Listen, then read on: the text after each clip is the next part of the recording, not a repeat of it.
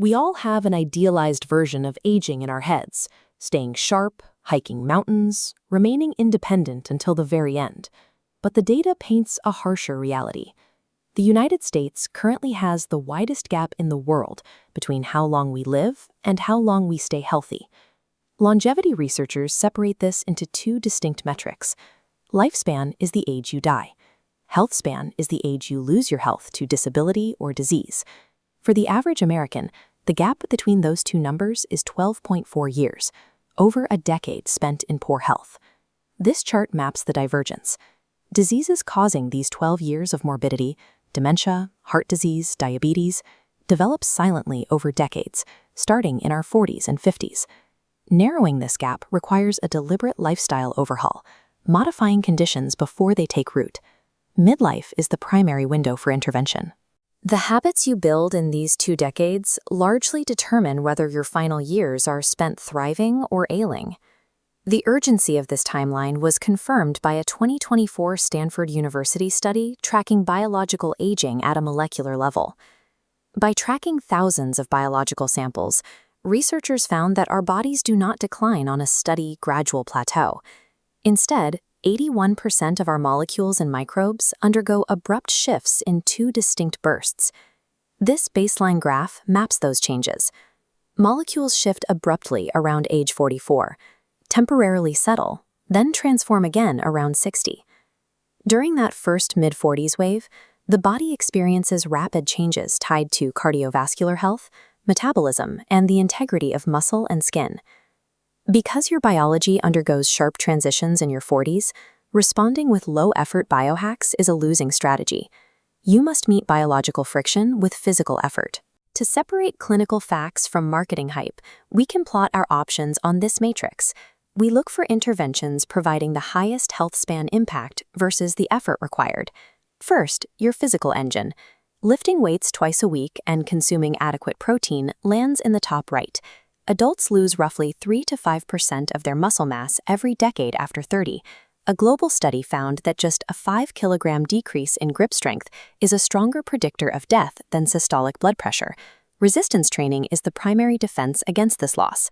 The second engine intervention focuses on cardiorespiratory fitness through Zone 2 base cardio and occasional high-intensity intervals, like the Norwegian 4x4 protocol.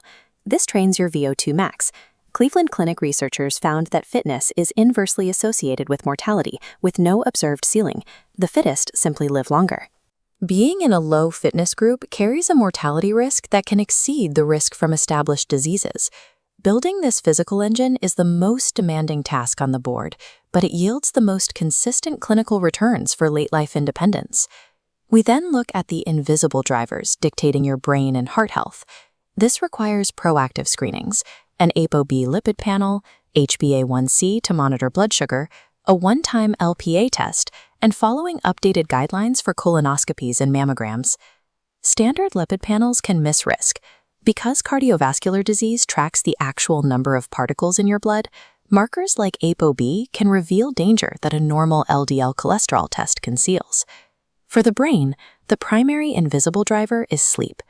A study of 8,000 people found that sleeping 6 hours or less at age 50 and 60 was associated with a 30% higher dementia risk across the following decades. During deep sleep, the brain's glymphatic system clears metabolic waste, including the amyloid proteins implicated in Alzheimer's disease. Consistent sleep and proactive diagnostics do not require sweating in a gym, but they do require the daily discipline to navigate healthcare systems and stick to a schedule. In the high-impact quadrant, we find behavioral anchors. Data from Harvard suggests a plant-forward diet significantly increases the odds of reaching age 70 free of major disease. Regarding alcohol, new clinical guidelines frame 0 as the only truly risk-free level.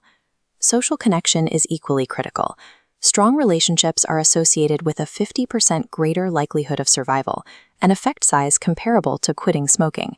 The Harvard study of adult development found relationship satisfaction at age 50 was a better predictor of physical health at 80 than cholesterol levels. Finally, we must address the skip pile. Expensive, marketed shortcuts like NMN, resveratrol, and commercial biological age testing. These products currently lack convincing human evidence. Major longevity trials like TAME are still ongoing or unfunded, meaning claims that these pills slow aging are ahead of the data. Your longevity budget is finite. Spending money on unproven shortcuts can be a distraction from the unglamorous foundational habits that actually preserve your health. To move from theory to action, we can organize these priorities onto a structured timeline scorecard. For the baseline beginner, your only job this month is diagnostics. Book a physical to get your ApoB and HbA1c levels, and schedule a hearing test, since untreated hearing loss is the single largest modifiable risk factor for dementia. If you are time poor, prioritize the 2 highest yield moves. Protect your 7 hours of sleep, and commit to just 1 session of high-intensity intervals each week.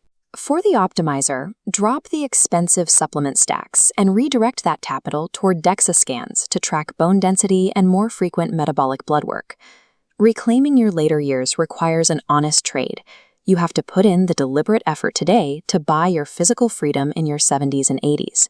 The 12-year health span gap is not inevitable. You can pay the tax of physical effort and preventative screening today, or pay the tax of disability and disease later. Choose your hard.